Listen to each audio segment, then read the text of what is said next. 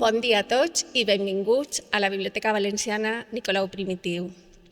Vos agraïm molt la vostra presència i participació en este nou encontre del cicle d'animació lectora Encontres a la Biblioteca Valenciana. Com sabeu, avui ens acompanya l'escriptora valenciana Purificació Mascarell. Bon dia, Purificació, gràcies per acompanyar-nos. Bon dia.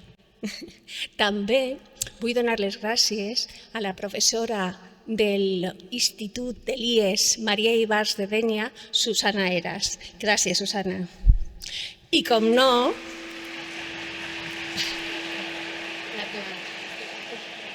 Susana, ahí estan els teus alumnes, I com no, també vull donar la benvinguda i les gràcies per estar ací als alumnes i els professors dels centres que ens acompanyen avui, que vaig a llegir-los per a que no se m'olvide ningú.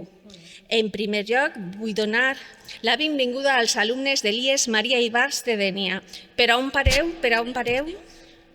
Ui, ahí, perfecte.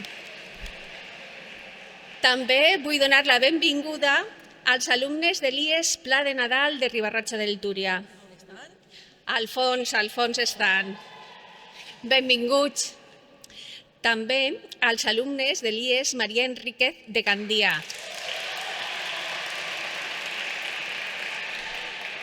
Ho tenim clar, ja vos localitzem. També volem donar la benvinguda al Club de Lectura de la Biblioteca Municipal de Tavernes Blanques. Bon dia, gràcies per acompanyar-nos. I en últim lloc, també volem donar-li la benvinguda als alumnes i professors del Col·legi Pureza de Maria del Grau València.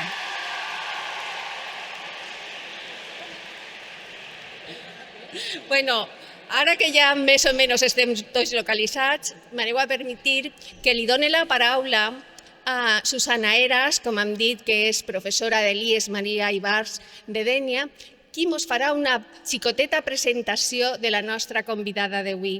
Susana, tens la paraula. Moltes gràcies. Buen día, buenos días. Mi nombre ya lo han dicho, soy Susana Eras y vengo del Instituto Maria Ibars de Dénia. Es un placer participar una vez más en esta actividad que es ya un clásico, los encuentros con escritores en la Biblioteca Valenciana. Agradezco mucho además que me hayan brindado la oportunidad de presentar a Purificació Mascarell, investigadora, profesora y escritora, no sé si sería ese el orden de los factores, a la que admiro profundamente.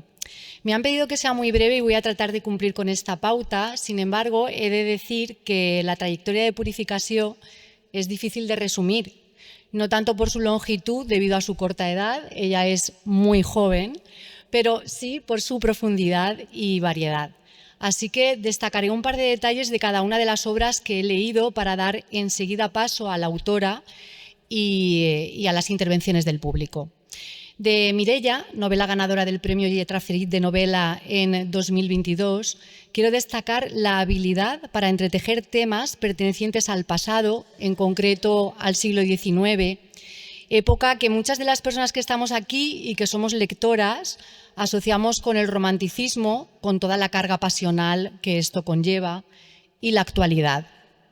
La salud mental de las mujeres, los engaños de las apariencias y la búsqueda de libertad son algunos de los temas que atraviesan, siempre de la mano de unos personajes que, como adulta y como profesora de literatura, siento referentes necesarios tanto para mis alumnas como para mis alumnos. No hay intención adoctrinadora en las páginas de esta novela, o no al menos de manera panfletaria y reduccionista. Hay buena literatura, con grandes dosis de intriga y un ritmo trepidante que, si nos dejamos el móvil lejos, nos empujará a leer sin poder parar hasta llegar a desentrañar los misterios que se fraguan en ella. Por otra parte, Cartilla de Redención, colección de cuentos publicada en Alta Marea en 2021, ahí lo que encontraremos es una colección de cuentos contemporáneos muy frescos, mediante los cuales la autora parece recrearse en todas sus obsesiones. La literatura de misterio y terror, con Poe, Conan Doyle, las hermanas Brontë a la cabeza, la ficción dentro de la ficción, como pasa en el relato de la imperfección, o la mezcla de ironía, erotismo e intriga que logra en La visita. pura tensión narrativa. Para finalizar, quiero mencionar el gran logro crítico y literario que es Como anillo al cuello, ensayo en el que Mascarell nos ofrece un conjunto de reflexiones y planteamientos alrededor del matrimonio como instrumento de opresión a lo largo de la historia, a través de la revisión de obras, personajes y autoras que constituyen una auténtica lección magistral. Aparecen aquí referenciadas obras como Culto Sendero, de Elena Fortún, La Malcasada, de Carmen de Burgos, Solitud, de Víctor Catalá, Un susurro en la oscuridad, de Luis May Alcott, y más autoras como Mercedes Pinto, María Luisa Bombal, Carmen Martín Gaite, Simone de Beauvoir, Montserrat Roig. Para esta profesora de lengua castellana y literatura que leyó apenas de manera anecdótica a alguna mujer a lo largo y ancho de la carrera, que se ha topado con libros de texto en los que las escritoras no hacen sino brillar por su ausencia, ha sido durante los últimos años una necesidad absoluta realizar una labor de revisión del canon. En este sentido, la obra de Purificació Mascarell constituye un instrumento de reflexión imprescindible, que no solamente nos lleva de la mano por una deslumbrante trayectoria como lectora y como pensadora, sino que además nos anima a tomar las riendas de esa gran empresa que debe ser y a de ocuparnos, la de redefinir la historia de la literatura, otorgando el espacio que merecen autoras, personajes y obras de las que no debería privarse a nadie. Por todo esto y mucho más, es un verdadero placer tener hoy aquí a Purificació Mascarell, una escritora que piensa muy bien o una pensadora que escribe genial, una autora imprescindible.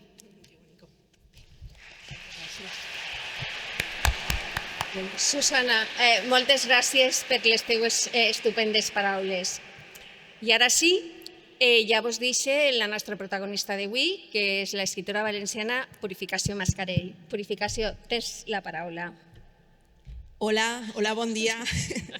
Bueno, deixeu-me primer que doni les gràcies a Susana perquè ha fet un treball esplèndid en la preparació d'esta presentació magnífica, supertreballada i veritablement a mi m'ha sorprès perquè ha dit coses que ni jo mateixa havia reflexionat sobre la meva trajectòria, i això és quan una persona ha anat tan lluny que fins i tot el propi autora la deixa anonadada. A mi m'ha encantat, Susana, moltíssimes gràcies, ha sigut un verdader plaer. I després, per supost, deixem-me donar les gràcies també a Marga i en general a tot el personal de la Biblioteca Valenciana, Nicolau Primitiu, perquè la veritat és que jo els contava que per a mi esta és un poquet la meva casa, i us vaig explicar un poquet per què també. I si me permeteu, no sé si preferiu que em posi en peu. Així estic una miqueta més proper de tots vosaltres i vos veig un poquet millor i vosaltres a mi. Estic acostumada a fer les classes en la facultat de peu i normalment passejant amunt i avall pel corredor del mig. No me deixen perquè m'estan gravant, però bueno, imagineu-vos-ho, no? Els contava que per a mi aquest espai és superimportant en la meva vida, Sant Miquel dels Reis, perquè quan jo estava estudiant filologia hispànica hi havia la possibilitat de fer uns crèdits de pràctiques. I podies fer pràctiques, no sé, corregint textos, podies fer pràctiques en un institut donant classe, i jo vaig escollir pràctiques en la biblioteca, així, en Sant Miquel dels Reis. I vaig estar tot un estiu catalogant un arxiu d'un filòleg molt important valencià, que és Rafael Lapesa, i vaig estar així tot l'estiu. I tornar una altra volta així és com tornar una altra vegada a ser ixa xiqueta de 21 anys, 22 anys, en tota la il·lusió del món, que no sabia què anava a ser de la meva vida, que només tenia clara una cosa, que li agradaven moltes llibres i li agradava molt llegir i escriure, però no sabia que anava a acabar fent un doctorat, que anava a acabar sent professora en la universitat on ella estudiava, que anava a acabar publicant llibres i que algunes persones anaven a llegir aquests llibres, per favor. O sigui, això estava superlluny d'eixa xiqueta, o d'eixa jove, i ara que vos veig a vosaltres, que esteu en aquest procés de formació, que esteu estudiant, la ESO, batxillerat, que segur que ja esteu vosaltres en el vostre cap pensant què faré de la meva vida, quin camí vull seguir, com me veig jo d'adult, què vull fer amb el meu futur. D'alguna forma mos mira els ulls i me sent reflectida i pense en eixa jove que també tenia tots els dubtes i també tota l'esperança de construir un camí. I com us deia, per a mi llegir i escriure sempre ha sigut una companyia, des de xicoteta. Com va començar aquesta relació amb la literatura, amb els textos? Doncs mireu, hi havia una cosa que vosaltres no sabeu el que és, però que existia i es dia el Círculo de Lectores. I aquestes persones d'ací davant, bueno, segur que algunes sereu socis, no? Veritat? Meravella, anaven a casa, efectivament, efectivament. Vaig explicar-ho perquè jo quan ho explique en la facultat als meus alumnes me diuen «Ostres, això què era?» Pues era una cosa molt xula, molt bonica. Vos explique. En aquell moment, que pareix que siga la prehistòria, no hi havia internet, no hi havia mòbils, no hi havia pantalles. Quan una persona volia comprar una cosa, havia d'anar a la botiga on venien aquesta cosa, no podia en un clic en el mòbil comprar-la. I els llibres, o anaves a una llibreria o anaves a una llibreria de vell, de segona mà, o buscaves en biblioteques, però era una tasca prou complicada fer-se amb alguns llibres. I circulava una revista, que era la revista del Círculo de Lectores, on tu te podies apuntar, podies ser soci, i n'hi havia una persona que anava tots els mesos a ta casa, en la revisteta, te la deixava en la mà, en el meu cas es deia Andrea, era una senyora que li deien Andrea, ja està Andrea, sí, vale. La revista d'este mes, i aquesta revista contenia novetats de llibres. Tu li dies a Andrea, bueno, pues porta'm este i este. I al mes següent, quan t'anava al mes següent, te portava els llibres que havies triat. O sigui, ara mateix que estem en un món d'immediatesa, de fer un clic i voler-ho tot al res, als segons, sorprèn que esperàvem, no? Teníem paciència en aquell moment, teníem calma. I en aquelles revistetes del Círculo de Lectores que rebien els meus pares, que eren dues persones molt humils, que no havien pogut estudiar, mon pare era fuster, ma mare era carnissera, però tenien una estima molt gran per la cultura i han intentat sempre inculcar-la als quatre fills i tenien pocs llibres, però els llibres que teníem a casa els llegíem. Mon pare tenia les completes de Vicente Blasco Ibáñez i eren, bueno, pues estaven emmarcades en pell, no? I eren com l'emblema, no? de la cultura. I el Quixe Quixot també, forrat de color roig, recorde perfectament, les 1001 noches. Bueno, pues en eixa casa de treballadors, humil, arribava la revista al Círculo de Lectores i jo, que era una xiqueta xicoteta, el primer que feia era anar a veure els llibres infantils i juvenils. I ahí vaig descobrir a una autora que jo no sabia aleshores que m'anava a acompanyar tota ma vida, que es deia Elena Fortún. A mi l'autora no m'interessava en absolut, m'interessava el personatge infantil que ella havia creat, que es deia Cèlia. Cèlia era una xiqueta de 7 anys, 8, 9, anava creixent en cada llibre, fins a ser una xiqueta adolescent, i era una xiqueta rebel, contestatària, que sempre estava qüestionant el món dels adults, que era molt divertida, que es muntava uns líos tremendos, no? I era molt traviesa. I aquesta xiqueta Cèlia, que era una xiqueta dels anys 30 del segle XX, perquè Elena Fortún és una escritora de principis del segle XX, va acompanyar tota la meva infància. Cada mes, Andrea portava un llibre d'Elena Fortún. Jo li dia a ma mare, compra-me els que m'interessen molt, em vaig fer tota la col·lecció. Me'ls llegia una i altra vegada, fins al punt de saber-me'ls de memòria. Molt loco. I ahir també vaig començar a col·leccionar-me totes les aventures de Sherlock Holmes, les aventures del gran detectiu creat per Arthur Conan Doyle. D'ahir també la meva passió per la literatura detectivesca, per tota la novel·lística anglesa, pel món britànic i aquesta literatura plena de boiro i de misteris. Bueno, pues tot això es va anar coguent quan jo era xicoteta. En eixes vesprades, en eixos dies infinits d'estiu, quan feia moltíssima calor a Xàtiva, jo soc de Xàtiva, feia una calor immensa, i jo em tombava en el llit dels meus pares, que estava més fresquet, a aquesta habitació, i en els meus llibres me podia passar ahir la vesprada. Tal volta, estem en un moment en què la capacitat de concentració i de poder passar 4 hores seguides llegint l'hem perduda. Vosaltres i jo també, perquè les pantalles estan ahí com un reclam constant, no? No puguem evitar de tant en tant d'anar al mòbil, a veure si ha entrat en un WhatsApp, a veure si tenim alguna cosa en les xarxes, a veure... No? I això ha fet que ens desconnectem més fàcilment. I jo precisament el que volia parlar-vos, perquè jo sé que aquesta és una activitat de foment de la lectura, d'il·lusionar-vos, de convoiar-vos per apropar-vos als llibres, precisament el que volia fer-vos conscients un poc és de que vos pareu a pensar un poc, primera, tot el temps que dediqueu i que cada dia se vos esgolo dins de les pantalles. Què passaria si en lloc de dedicar-li tant a això, li ho dedicareu a altres coses? Què passaria si llegirem més? L'altre dia vaig anar a la presentació d'un llibre d'un dels escriptors més importants que tenim així al País Valencià, que és Rafa La Huerta, que és l'autor de Noruega, és un dels llibres en valencià més venuts en els últims 20 anys, i Rafa La Huerta acaba de treure un llibre que es diu La promesa dels divendres. I en la presentació va dir una cosa que em va parèixer superinteressant.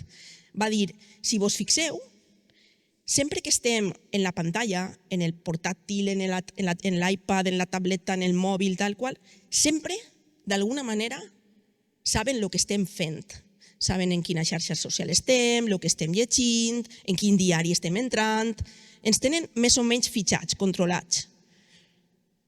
Quan tu, a les 11 de la nit, t'agites en el teu llit, te claves baix la manteta i t'agafes un llibre de la teva prestatgeria i te poses a llegir, no hi ha ninguna persona del planeta, ningún algoritme, ninguna intel·ligència artificial que estiga vigilant el que estàs fent i el que estàs llegint. És el moment més secret i més íntim i més personal teu que pugues tindre. O sigui, allà d'entrada, llegir llibres, llegir en paper, que pareix que siga una cosa com molt antiga, molt analògica, molt d'altre siglo, és probablement l'acció més antisistema i més transgressora i més rupturista que podem fer en un món on cada vegada ens espenten més a ser part d'un ramat que fa cada vegada més el mateix i és cada vegada més dedicar-nos a aquest món virtual que només existeix en una espècie de realitat paral·lela i que no és la vida.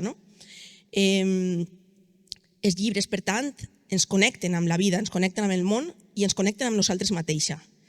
D'ahir la importància de que llegiu tot el que pugueu i tot el que vulgueu. Uno podria pensar, és que llegir, què llig? Que hi ha moltes coses que són un rotllo, que m'avorreixen, que no les entenc. Llegiu el que vos agrada. Si vos agrada llegir còmic, novel·la gràfica, historiogràfica, llegiu novel·la gràfica. Que vos agrada llegir novel·les d'amor, llegiu històries romàntiques. Si vos interessa la ciència, n'hi ha llibres de divulgació científica, de tot el que vos interessa. És a dir, no penseu que llegir és únicament una cosa sessuda i de persones supercultes i superrates de biblioteca, no. Es pot llegir de qualsevol cosa que vos interessa. Les biblioteques estan carregades, com bé sap Marga, de llibres de tot tipus i estan ahí per a vosaltres. O sigui que, aquest punt de pensar, vaig a fer una cosa que és allò a lo que no m'està arrossegant el món, eixir-me'n del ramat, fer una cosa diferent, és avui en dia anar a una biblioteca i treure un llibre o anar a una llibreria i comprar-se un llibre i llegir. Llegir en el llit, llegir en un parc, llegir en el sofà, llegir en l'autobús. Llegir llibres. És una cosa tan senzilla que porta fent la humanitat des de fa tants segles i que ara sembla com passada de moda per a molta gent. És probablement l'acció més, com vos dic, transgressora que puguem fer avui en dia. I després una altra qüestió que també volia parar amb vosaltres. Això per un costat, llegir, d'acord? Llegir. Però per un altre costat, escriure, no? Perquè vosaltres direu, tu estàs així no en qualitat de lectora, que per a mi és la cosa més important que faig i que faré sempre, que és llegir, que és la cosa que més m'interessa, però m'heu portat així com a escriptora. Per què escriure avui en dia? Abans, en l'encontre que he tingut amb els vostres docents, amb els vostres professors, que m'he estat xerrant, fem-nos un cafè, comentàvem, jo també soc professora, com vos dic, la impotència que ens genera moltes vegades pensar en com esteu introduint en la vostra vida sense cap filtre la intel·ligència artificial per a fer de tot i principalment per a fer les tasques acadèmiques, per a fer els treballs que vos diuen que heu de fer. En principi uno diu, bueno, sembla fàcil, no? Sembla còmode. Apretes un botonet i la feina que tenies que fer tu te la fa la màquina. No? A priori sembla un bon pla. Després pots dedicar més temps també al TikTok, no? Perquè ja t'ho va fer més ràpid. A la llarga no és un pla adequat i vos explique per què. Hi ha una cosa que fem les persones quan escrivim textos i és organitzar-nos mentalment. O sigui, el procés que segueix la ment humana a l'hora de concebre i parir un text, em dona igual que siga un poema, em dona igual que siga una obra de teatre, un article periodístic, el que siga, un diari personal vostre. El procés que seguim les persones a l'hora d'escriure, de passar allò que tenim en el nostre pensament a les paraules concretes en una pàgina en blanc, construint unes frases concretes en unes paraules concretes i amb una estructura concreta, És un procés que ens ajuda a tots a pensar. Si la màquina fa aquest procés, està pensant per nosaltres. A la llarga el que passarà és que pensarem menys. I una societat que pensa menys és una societat molt més fàcil de dominar i de controlar. No? Llavors, només pel punt de poder dir tu el que tu penses i el que tu vols a la teua manera, per favor, no confieu en la intel·ligència artificial per a que ella vos diga el que tingueu que dir i com tingueu que dir-ho. Pot ser una ferramenta per a consultar informació igual que ho és Wikipedia o Google. Clar, tots ho utilitzem. Utilitzem les ferramentes per a obtindre informació. Però no deixeu de construir vosaltres els vostres propis textos, perquè en aquesta construcció, en aquesta elaboració, que pot ser costosa, que a voltes dius, ostres, estic així 3 hores i no m'agrada el que he escrit perquè no m'ha eixit bé, perquè podria haver-ho fet millor, és un procés d'aprenentatge. Ningú naix escrivint de repente el Quijote. Però si no comenceu a escriure textos a la vostra edat, quan tingueu 30 anys, no sabreu redactar una sola frase. Sereu completament uns analfabets d'escriptura. I això significa que aneu a tindre que dependre de la màquina per a tot, per a fer una queixa formalment a l'Ajuntament, per a escriure una carta d'amor. Per al que siga, heu d'escriure, heu de llegir i heu d'escriure. I ninguna màquina ha de fer-ho per vosaltres. Això és fonamental. I això és un poc el missatge que jo volia llançar-vos. En la presentació, Susana ha fet un xicotet repàs d'algunes de les meues obres i jo volia dir-vos que es pot escriure el que vos doni la gana també, igual que llegir. Jo he escrit un munt de gèneres diferents perquè com m'interessa quasi tot, he fet literatura infantil. Sé que alguns heu llegit Centre Comercial L'Oblit, per allà al fons, vosaltres. Centre Comercial L'Oblit era una història pensada per a xiquets, per a xiquetes. Era una història que va néixer de forma oral, perquè sabeu que és una cosa també molt xula, vos he dit escriure és molt xulo, però sabeu que és molt xulo també contar, narrar històries oralment. Si practiquem també la narració oral, ahí aprenem un muntó. No vos passa que n'hi ha persones que conegueu, que quan vos estan contant una anècdota digueu, ostres, jo m'adorc, que rotllo, super pesat o super avorrit, i de sobte conegueu altres persones que tenen una gràcia especial a l'hora de contar històries que no pugueu deixar d'escoltar-los. També passa. Llavors, si no practiqueu també la narració oral, també perdeu aquesta capacitat de síntesi, de captivar el que vos està escoltant. Centre Comercial L'Oblit naix com un conte que jo contava oralment als meus nebodets, Sergi i Diego, que en aquell moment eren xicotets, ara ja tenen 21 i 15 anys. I els contava aquesta història.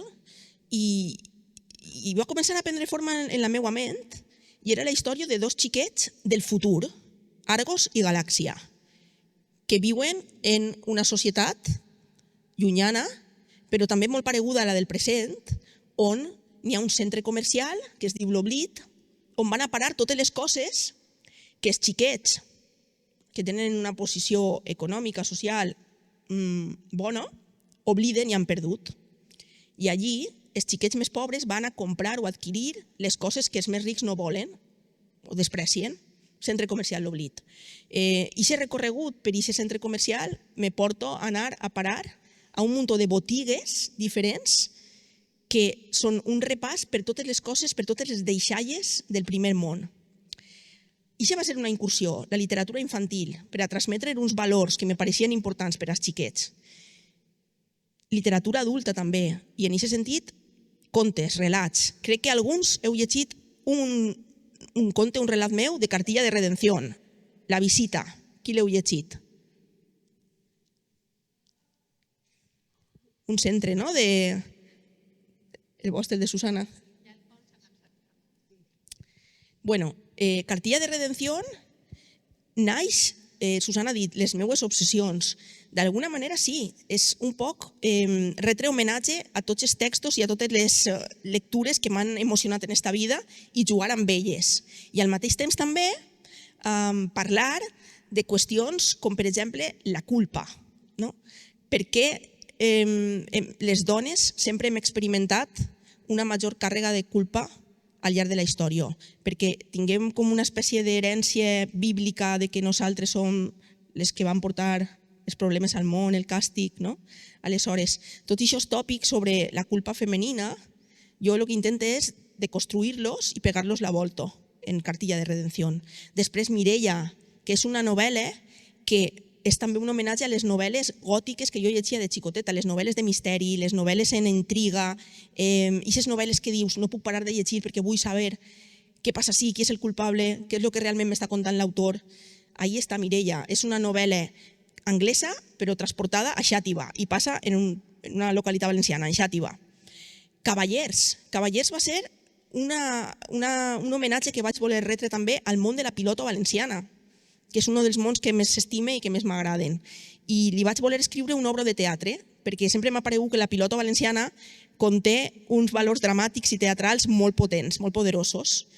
Com veieu, moltes obres diferents que d'alguna forma mostren els meus interessos literaris.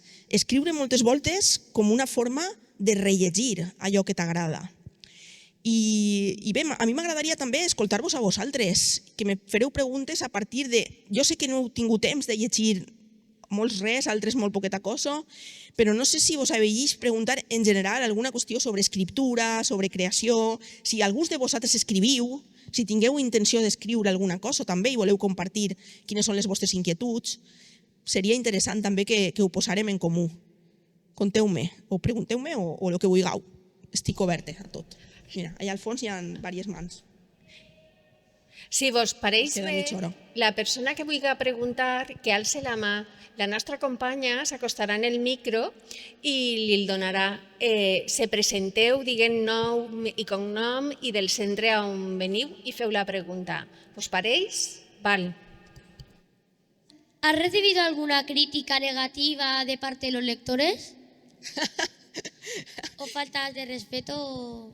Que bona pregunta. No me l'havien preguntat mai, Ixa pregunta, la veritat.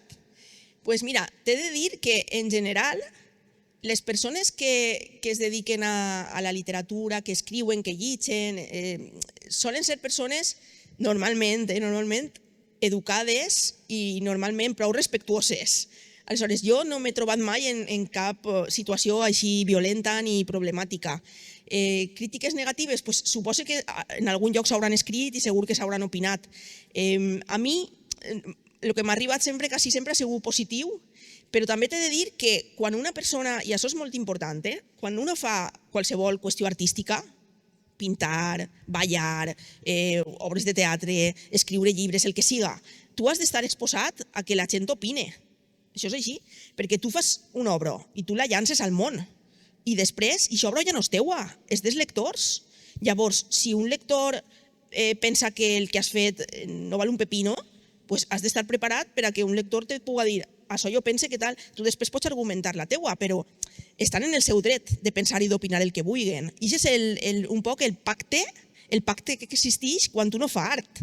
Tu produeixes art, però el receptor també té dret a pensar el que vulgui i a opinar el que vulgui. O sigui que estar també preparats per a les crítiques negatives, sempre.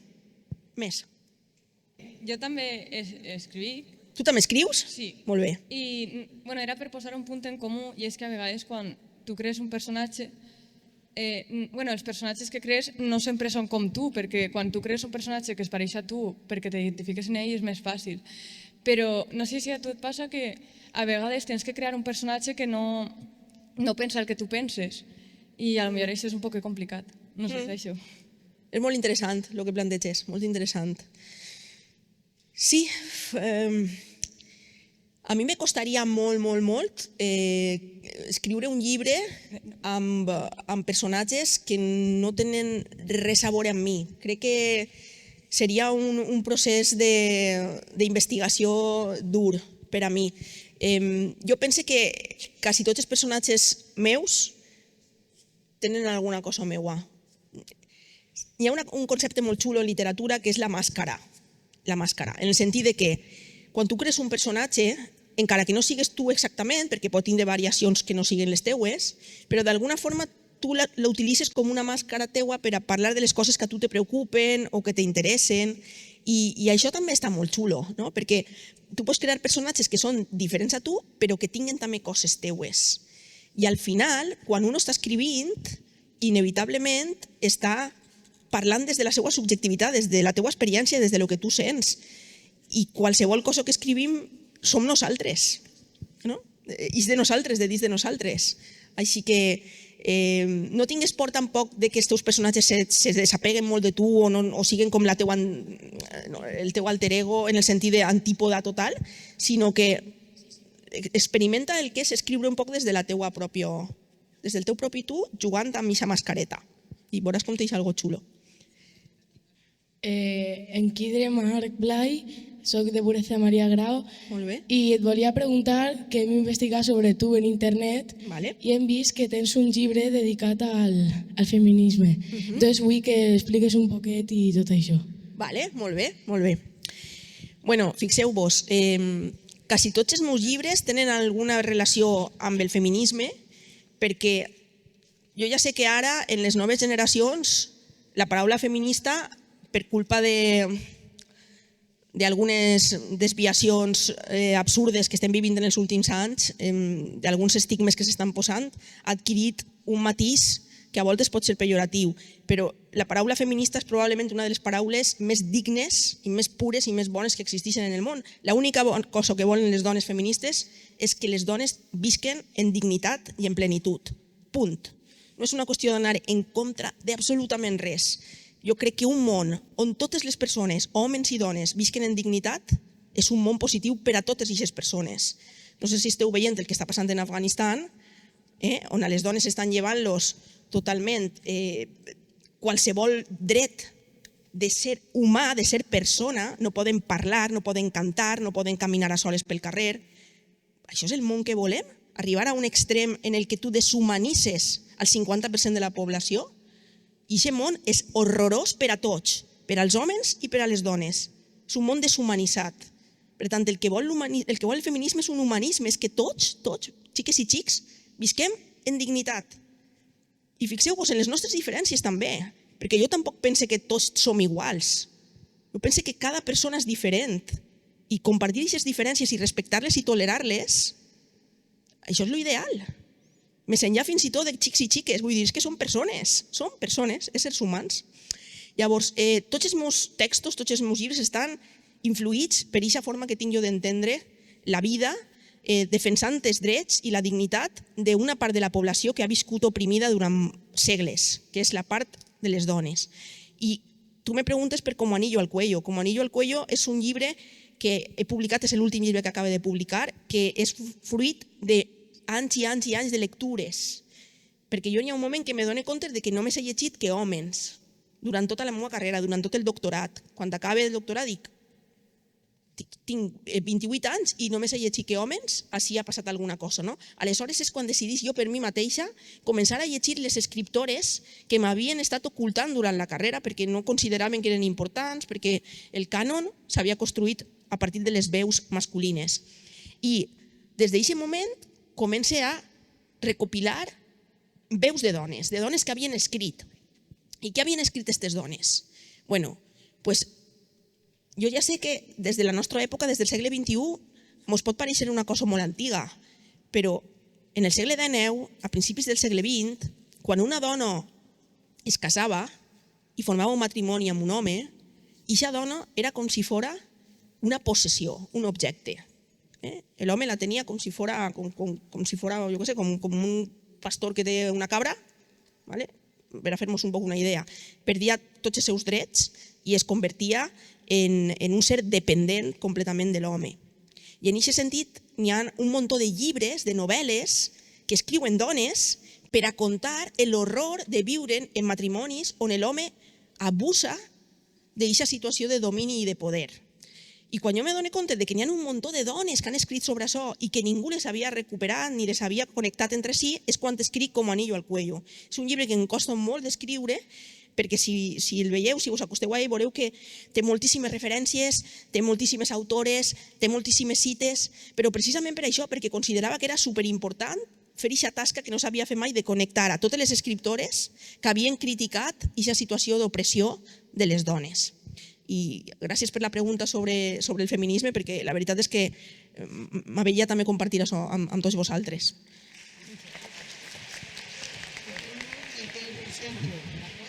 Nombre y el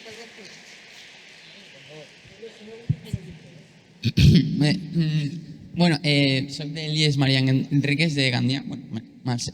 Gràcies. Bueno, quería preguntar dos cosas, son rápidas. Primero, ¿qué va a impulsarte para escribir el primer llibre que vas a escribir? ¿Qué va a ser o qui? I després, quina rutina o si tens algo especial per a poder escriure, si tens algo per a fer. Si faig alguna cosa, un ritual, no? Alguna cosa així. Vale. Bé, el primer llibre que vaig escriure el vaig escriure a 4 mans. Què vol dir a 4 mans? Pues que escrius tu, que tens 2, i una altra persona que en té 2 més, no? O sigui, això vol dir escriure un llibre 2 persones. És un procés un poc complicat si no tens una connexió molt forta amb l'altra persona, però en aquest cas el vaig fer en la meva parella. La meva parella també és escriptor. Li diuen Paco Cerdà i escriu també llibres.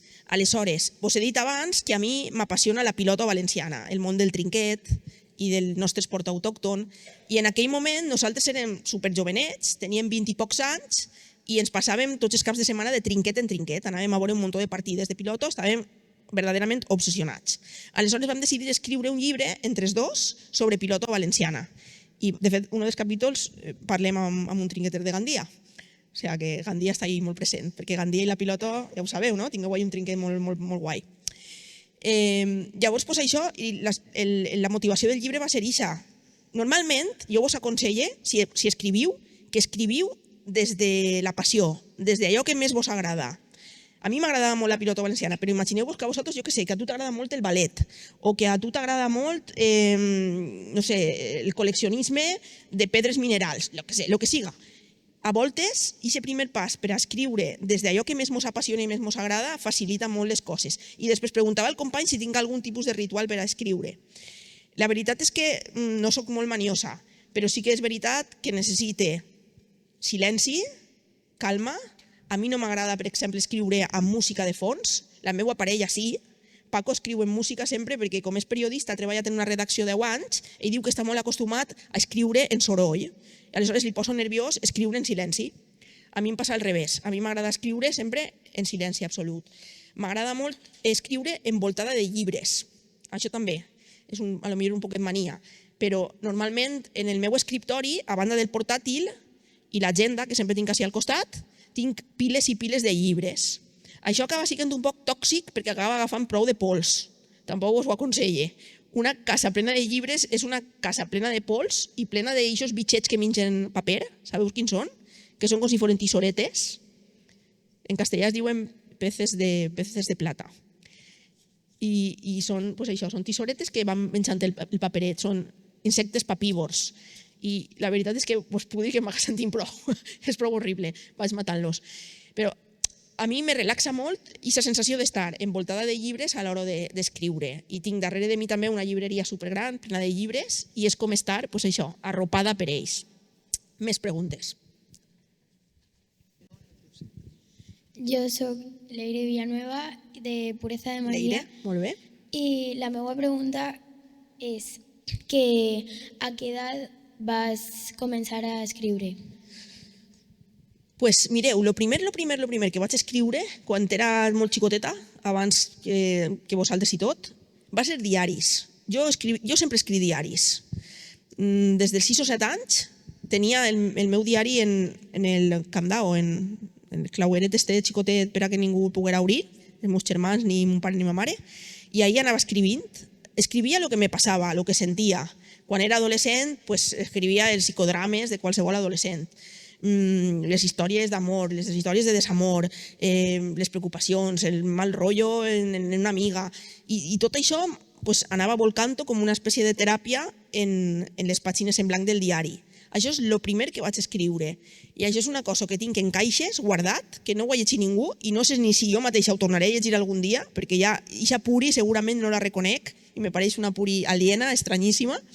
Però jo sí que vos recomano que si vos agrada escriure i tingueu a voltes, jo què sé, mal de caps o angoixa o esteu preocupats per alguna cosa, o moltes voltes, aquesta preocupació, en lloc d'estar mirant vídeos de TikTok, si aparteu el mòbil, agarreu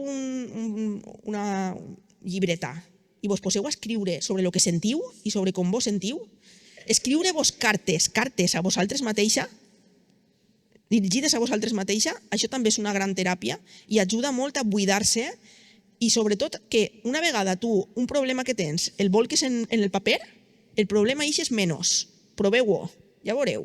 Perquè el punt de transformar-ho en textos, en literatura, dius, ai, doncs quina xorrada, no? Jo estava preocupat per això, però ja ho he plantejat així en el paper i no me pareix tan greu. Proveu, quan esteu preocupats, escriviu i al cap d'una horeta vos trobareu millor. Més coses. No sé com anem de temps. Bé, un quart d'hora. Hola, em diuen Noa i soc de Pureza de Maria Grau i la meva pregunta és, antes de començar a escriure el tipus de llibre que escrius, has provat a escriure algun altre tipus de gènere? Sí, com abans vos deia, la veritat és que he tocat tots els gèneres, menys un, que li tinc un respecte absolut, perquè és de tots el més difícil en diferència, si vols fer-lo bé, i que és la poesia. A mi la poesia em sembla, en fi, reverencial. Els grans poetes, tenim grans poetes així al País Valencià, en valencià, tenim grans poetes universals, a mi m'agrada molt Fernando Pessoa, el meu poeta favorit és César Vallejo, és un poeta latinoamericà meravellós, i per a mi són com grans tòtems, com grans genis. L'únic gènere que no m'ha atrevit, he fet teatre, he fet literatura infantil, relat curt, novel·la, assaig, periodisme, articles d'opinió, he escrit molts, articles acadèmics, també en el sentit de fer ciència, però l'única cosa que no crec que faça mai, perquè no tinc el pensament poètic, jo no tinc pensament metafòric, jo tinc pensament narratiu. Pense les coses en modo narratiu, com si fos una història que necessite contar-te, com si fos una sèrie o una pel·lícula. Això sí que podria fer, un guió podria fer-ho, però no tinc pensament poètic, perquè no controle el llenguatge de la metàfora. I per a fer poesia cal tindre aquest pensament. Aleshores, això és l'únic gènere que se me queda i crec que se me quedarà per sempre, més. Soy Ainhoa y soy de Pureza de María Grau. ¿Y tienes pensado escribir un libro nuevo? Qué bonica la pregunta. Bueno, la veritat és que sempre hi ha en la recàmera llibres pendents, històries que estan ahí i que t'agradaria escriure. Tinc en l'ordinador alguns relats curts, acabats, no sé si alguna volta els publicaré, no sé si se quedaran en l'ordinador. Una cosa que també és molt important si escriviu és que no penseu que tot el que escriviu és publicable. A voltes escrivim i escrivim per nosaltres perquè necessitem escriure una cosa, però no fa falta publicar-ho. I altres vegades sí. Jo tinc coses en l'ordinador allí, parades, i no me molesten, no me demanen pa, me ho vaig passar bé escrivint-ho i ja està. Veurem. Aleshores, jo sempre tinc idees de futures històries, de possibles novel·les. Normalment el que faig és escriure-les en un Word, en l'ordinador, i les tinc en un arxiu, guardades. Això pot fructificar o no pot fructificar. Mireia va estar molt de temps la història ahí larvada.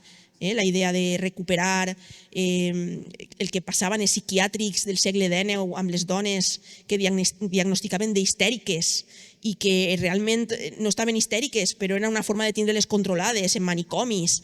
Tot això m'interessava molt, tot aquest tema, i vaig començar a llegir, a investigar, i vaig estar molts anys en aquest tema en el cap, fins que al final un dia vaig dir, ostres, tinc la novel·la, tinc la història, m'assente i la puc escriure en 4 mesos, i en 4 mesos la vaig fer, però havia estat molts anys ahí larvada. O sigui, històries sempre n'hi ha larvades. Ara mateixa estic escrivint un gènere nou, mira, per lo que estava preguntant la companya, estic escrivint un dietari. Sempre fer diaris per mi, que no llegiré a ningú ni jo mateixa, com vos he dit, però ara sí que estic fent un dietari literari, que pense que algun dia sí que veurà la llum i que és un gènere diferent, és més íntim, més assagístic, més d'autoexploració. Veurem com es desenvolupa. La meva idea és estar uns anys escrivint-lo i a veure si puc publicar-lo. Soc Marina de l'IES Maria Enríquez i volíem saber quin ha sigut el llibre que més t'ha marcat escrivint. El que més m'ha marcat dels que he escrit o dels que he llegit? dels que jo he escrit. És difícil escollir un llibre, clar. Clar, no sé. Probablement el que ha canviat un poquet les coses en el sentit del premi que va rebre, pel Premi Drassana, i que va ser un poc més de rebombori, i que això va fer que agarrara un poc més de recorregut com a escriptora, és el de Mireia. Li tinc carinyo també per això, perquè va ser reconegut per un premi més o menys important i això m'ha portat a altres històries, per exemple, estar així amb vosaltres. Però la veritat és que suposo que com la gent que té molts fills és complicat escollir quin sempre, perquè tots tenen de tu, tots són un poc tu i és difícil, no? El tindre que dir-nos solament un. Més? M'encanta els que aixiu així, és un poc Got Talent. Hola, el meu nom és Nelo i soc del Col·legi Puresa Maria del Grau. Te volia preguntar què consideres tu que ha sigut o què és el més difícil de ser escritora, el que tu consideres. El més difícil.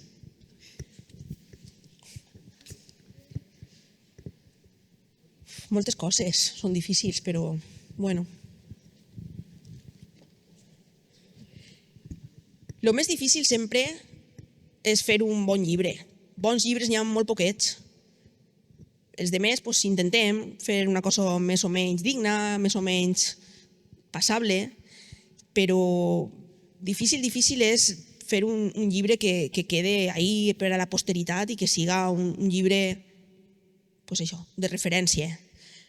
Això és molt complicat i això ho aconsegueixen molt pocs escriptors i escriptores en la història de la humanitat.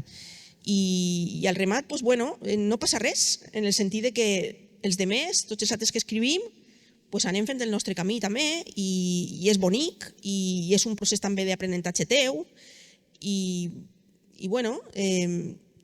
diguem que d'alguna forma la història de la literatura se composa de grans obres que arrosseguen i després d'obres menors que són com constel·lacions en el cel que van configurant tota la història de la literatura i la peça més xicoteta, l'estrelleta més xicoteta del firmament també forma part del firmament, no?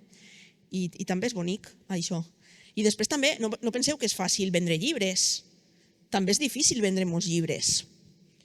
A vegades en encontres en estudiants m'han preguntat i què guanya un escriptor? Qüestió de parner, no? De diners. Doncs els escriptors guanyen molt poquet, la grandíssima majoria d'escriptors, perquè n'hi ha molt poquets escriptors que venguen tant com per a que guanyen molts diners. D'acord? Aleshores, per què escriure? Doncs escrius per tu, perquè t'abellís, perquè te plena, perquè t'ompli escriure. Però, òbviament, per la qüestió econòmica, no val la pena escriure.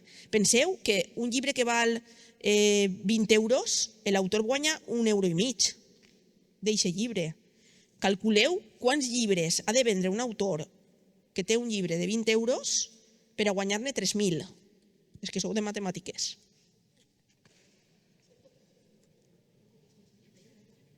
Té que vendre molts llibres per a guanyar 3.000 euros. I potser ha estat escrivint aquest llibre 5 anys. 5 anys. Calculeu el que li deixa al mes. És un mal negoci, econòmicament. En la literatura és molt difícil vendre llibres. Hi ha molta gent que escriu, hi ha molta oferta, hi ha pocs lectors en realitat, però no estem així per els diners, estem així per la vida, no? Aleshores, hi ha que seguir.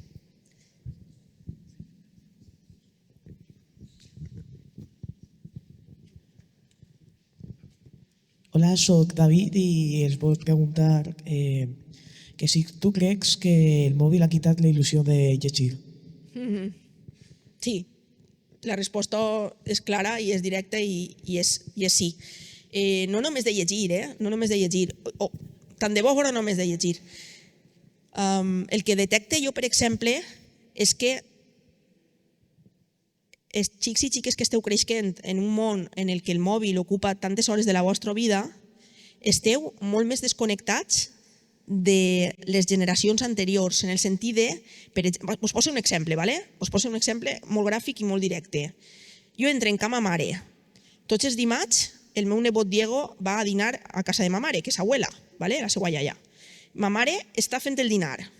en la cuina, la dona, està fent gaspatxos, o està fent puchero, o està fent paella, ma mare cuina, que te mors. Vale? Fa uns dinars tradicionals espectaculars, bueníssims. Tant de bo jo escrivira com ella fa els dinars. Vale. I està, el meu nebot, que té 14 anys, 15 anys, està en el mòbil, en el sofà. Està agitat en el sofà, en el mòbil. No està parlant amb sa abuela, no està escoltant a sa abuela, no està veient com sa abuela posa el safrà en la paella, no està veient, no està preguntant-li ja so, com te vas ensenyar tu a fer-ho, i com ho feia ta mare, i conta'm històries de quan tu eres xicoteta, i... És a dir, hi ha com una espècie d'agujero negro que està succionant-vos, però no només a nivell de temps i de llegir i d'estudiar, sinó a nivell de connectar-vos amb els vostres pares, amb els vostres iaios, amb els vostres tios, amb la gent gran de la vostra família. És que cada volta parleu menys amb aquestes persones i les escolteu menys. I això sí que me pareix verdaderament trist, perquè quan tirem la vista enrere veurem que la vostra generació s'ha desconnectat moltíssim de les anteriors i ha perdut el relat familiar. Les històries de les famílies passaven de boca a orella, de pares a fills, de pares a fills, de pares a fills. Si vosaltres no pregunteu als vostres iaios i si no els escolteu, va desaparèixer tot això. I és una llàstima perquè és la vostra història personal. I està sent suplantada per xorrades que esteu mirant en TikTok que no serveixen absolutament per a res i vos fan perdre el temps, bàsicament. O sigui, internet està bé si uno va a buscar en YouTube una cosa que necessita, jo què sé, perquè estàs fent un exercici de matemàtiques i necessites resoldre una cosa i ahí tens un tutorial. Superguai, claro que sí. Jo llig, per exemple, moltes ressenyes literàries per internet, m'ensenye llegint, però el que no podeu és dedicar tantes hores, de veritat, a veure coses que no vos aporten ni vos sumen res, tot el contrari, vos generen infelicitat. Intenteu deixar el mòbil un poquet i agafeu llibres i veureu com vos trobeu també anímicament millor. Esteu més feliços i més en pau i més harmonia dins interne vostre. Perquè també es parla molt de la salut mental en els joves. Cuidao que la salut mental s'ha estat deteriorant per totes les hores que dediqueu al mòbil. Si eixireu més al carrer, parlareu més amb la gent, caminareu pel carrer i mirareu a la cara a les persones en lloc d'estar mirant la pantalla, vos trobaríeu millor en vosaltres mateixa. Més? Hola, jo soc Maria del Col·legi Puresa de Maria del Grau i la meva pregunta és que si alguna vegada t'has arrepentit d'escriure algun llibre. No. Saps què passa? Que el procés d'escritura és tan llarg i després el procés de publicació.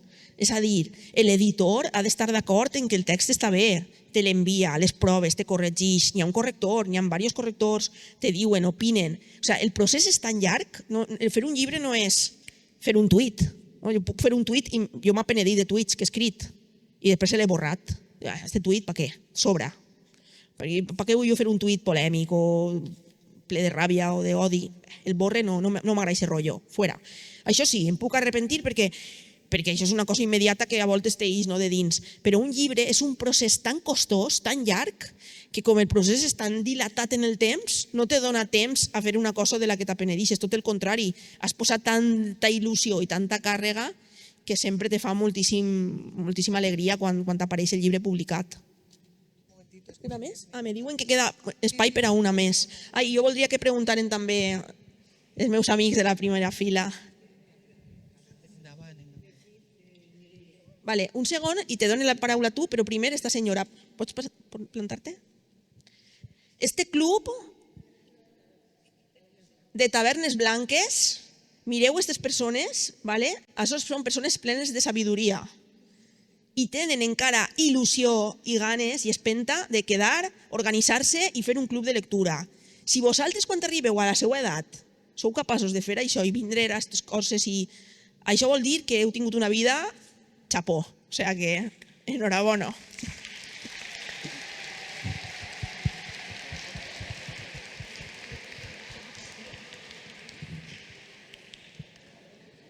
Es el libro de Mireia el que tenemos este mes por leer y para mí ha sido un libro muy complicado. Cuando lo vi tan finito digo, uy, esto nada. Me lo leo en un montón, no me enteré de res. Lo he leído 3 veces para comprenderlo y me gustaría saber mucho la bibliografía, de dónde has sacado los datos de Luis Simarro, de toda esa historia que cuenta que él fue realmente el primer psicólogo experimental, que si lo de Ramón y Cajal no es cierto, que si lo de Charcot, que los bailes, todo eso que nos ha llevado a leer otro libro más de la biblioteca, el del baile de las locas. El baile de las locas. También lo hemos leído. Pero entonces me gustaría saber el proceso, ¿no? ¿Y qué parte es, si es todo verídico, qué parte es verídica, qué parte lo de Llorens, lo otro, qué parte es la que va o no va? Gràcies. Vale, molt bé, molt bona pregunta. Molt bé. Bueno, en la novel·la de Mireia jo faig un mix. N'hi ha un bloc de la novel·la que és no ficció, és a dir, és tot veritat, és tot autèntic, i n'hi ha una part de la novel·la que és tot ficció, és tot inventat. Val? Aleshores, se va diferenciant perquè n'hi ha un bloc de no ficció, un bloc de ficció, i jo vaig jugant amb això. La part de veritat, que jo no m'invente res, que és tal qual, és tot el que jo parle de la psiquiatria del segle XIX, de com se tancava a les dones i se les estigmatitzava per histèriques i se'ls feia una quantitat de burraes, de proves, que això està constatat. Tu me preguntaves per la bibliografia. És que va ser tantíssima la que vaig manejar en aquells moments que seria molt difícil dir-te. Per al cas del psiquiatre valencià Lluís Simarro, que va estar visitant aquestes dones tancades en París, Lluís Simarro, clar, sí, a Xàtiva hi ha un institut que es diu Lluís Simarro i és un reputadíssim metge. Vaig estar consultant el fons que ell va donar a la Biblioteca Complutense de Madrid quan ell es va morir. Tota la seva biblioteca, tots els materials mèdics, ell els té depositats en la Complutense. Aleshores, allí tenen catàlegs, biografies i molt de material sobre Lluís Simarro i d'ahir vaig anar poant i traguent per a poder sintetitzar-ho. Clar, la idea era com puc fer jo atractiu? A mi m'interessa molt la psiquiatria, la figura d'un psiquiatre valencià que és Lluís Simarro, però com puc fer jo atractiu a un lector contemporani tota aquesta història i que no siga un llibre acadèmic? Aleshores és quan cree la història paral·lela de ficció de Mireia, Neus i Llorens i comença a elaborar tota una trama de misteri, com si fos una novel·la gòtica que passa en una mansió apartada a les afores de Xàtiva i on passen coses molt misterioses. N'hi ha fantasmes, no n'hi ha fantasmes, n'hi ha visions, què està passant ahir, i això me permet anar clavant també la història verdadera de Lluís Simarro i de la psiquiatria de l'època. O sigui, era un poc aquest joc de despix de la realitat i la ficció i que estiguera entrellaçat. I m'alegra molt que me digues que és una novel·la fina però condensada i que té com moltes capes, perquè això era un poc la idea. A mi m'agrada molt escriure d'una manera molt trepidant, i llitges la novel·la i te la vas empassant ràpidament, però també m'agrada que n'hi hagi forment, que n'hi hagi granet. Entonces, cada línia està buscada, cada frase, cada element està buscada per a que tu digues, ostres, necessite rellegir-ho, necessite buscar, necessite anar a Google, necessite veure aquesta pintura, necessite tal, que és un poc el que te mou aquesta lectura. I m'alegre molt que l'hàgiu fet en el vostre club i la veritat és que ha sigut una alegria quan me van dir que venien també un club de lectura de persones grans, perquè sempre és una alegria gegant tindre-vos així i que compartiu la vostra lectura. Moltes gràcies, de veres. Gràcies. I l'últim company que mos queda. A veure, va, eres el elegido. Soc Jorge. Eres Jorge. De Pureza de Maria Grau. Molt bé. Que per cert ha sigut l'escola, l'institut que més ha preguntat. Pureza.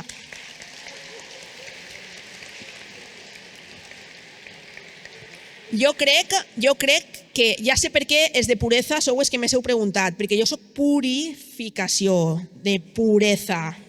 Entonces està tot relacionat. La pureza i puri. Estem connectats? Ja està. Jorge, avanti. La meva pregunta és què opines de l'escriptura en valencià en l'actualitat? Molt bé, una pregunta molt interessant per a tancar. Vale. Molt bé. Escúchala de pie, escúchala aquí de pie. L'escriptura en valencià en l'actualitat. Bueno, si vosaltres tingueu, que segur que tingueu, profes de valencià que vos fan un poc el viatge des d'Ausiàs March fins avui, i recorregueu un poc la literatura en la nostra llengua, haureu estudiat que han hagut moments en la història de la nostra llengua en la que ha estat en una situació de perillar la seva producció literària moltíssim. Durant els anys de la dictadura franquista, sobretot al principi, no es publicava res en valencià. Va desaparèixer pràcticament de les prestatgeries, de les llibreries, la nostra llengua, la producció en valencià. Els escriptors que escrivien en valencià o escrivien i se guardaven en un calaix, o escrivien i no publicaven, o escrivien en castellà per a poder publicar. Va ser un moment molt complicat de persecució i d'estigmatització de la nostra llengua. Afortunadament, després, als anys 70, 80, 90, això s'ha anat superant. Val a dir que persones com Vicent Andrés Estellés, que van mantindre el valencià fins i tot en els anys més foscos del franquisme, de la dictadura, van aconseguir que d'alguna manera la pervivència d'aquest fil de la literatura en valencià no es trencara, aguantara fins avui. I avui en dia puguem dir que tinguem un plantell d'autores i d'autors al País Valencià que escriuen en la nostra llengua en molts gèneres i de diferents qualitats que ens donen una densitat molt gran en la nostra literatura.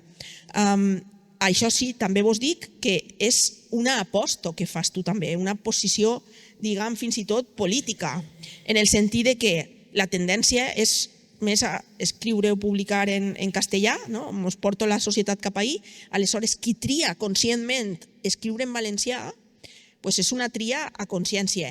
I uno podria pensar, si tries en valencià, igual resulta que tens menys reconeixement o vens menys, tens un espectre de mercat més limitat. Jo vaig a dir-vos una cosa. A mi m'ha sorprès moltíssim que escrivint en valencià tens una repercussió molt interessant. Després, si el que has escrit en valencià és interessant, se tradueix. Mireia està traduïda al castellà i es pot llegir també en castellà, va vindre després de l'èxit en valencià. El carinyo i la recepció que tens en la comunitat lectora valenciana, que llegeix en valencià, és molt gran, l'atenció també. Penseu que n'hi ha tantíssima gent en el món escrivint en castellà que eres uno més, eres una goteta més. En canvi, quan escrius, per la meva experiència d'escriure en castellà, eres una més. I en canvi, quan escrius en valencià, com n'hi ha molta menys gent que ho faça, al final tu acabes tinguent una posició un poc més avantatjada que si escrius en castellà i els mitjans de comunicació te presten atenció, els clubs de lectura s'interessen, les escoles. Vull dir que també té molts avantatges el punt d'escriure en valencià. Així que si esteu barallant una llengua o una altra, evidentment, escriure sempre en qualsevol, i si tingueu més llengües encara, en anglès, en portuguès, en el que siga, meravellós, escriviu. Quan més llengües sabem, més rics som i més poderosos culturalment, i ja està. Però la meva experiència, el que vos dic és això, que escriure en valencià té un públic lector que t'abraça, t'acull i que estàs molt més, diguem, estimat que si escrius en castellà, que eres com un peixet en un mar gegant on hi ha moltíssims peixos i passes desapercebut. Això és un poc la meva experiència. I no res, estic encantada de veritat de les preguntes que heu fet. Heu sigut un públic superatent. S'heu portat de categoria, no, més encara que de categoria. Ha sigut fantàstic, de veres. Moltes gràcies. Jo sols vull donar-li les gràcies a Purificació perquè ha sigut un plaer escoltar-te. També m'aneu a permetir que li doni les gràcies a Susana per l'excel·lent presentació que ha fet i, com no, a tots vosaltres perquè s'ho han passat de lo més bé així en este ratet. També dir-vos que esteu tots convidats a les activitats que fem així a la Biblioteca Valenciana Nicolau Primitiu i que teniu tota la informació a la nostra pàgina web. I, per acabar, el que vull demanar-vos és un fort aplaudiment per a la nostra escritora d'avui.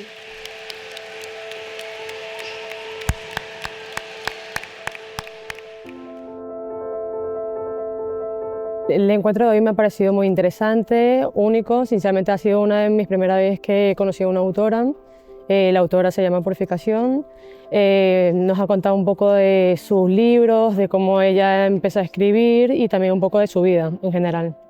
Ella dice que le gusta por lo menos mucho escribir en un espacio en silencio, que estoy totalmente de acuerdo. Yo por lo menos no escribo, pero leo mucho. y me parece algo que es muy interesante que pocos escritores han hecho.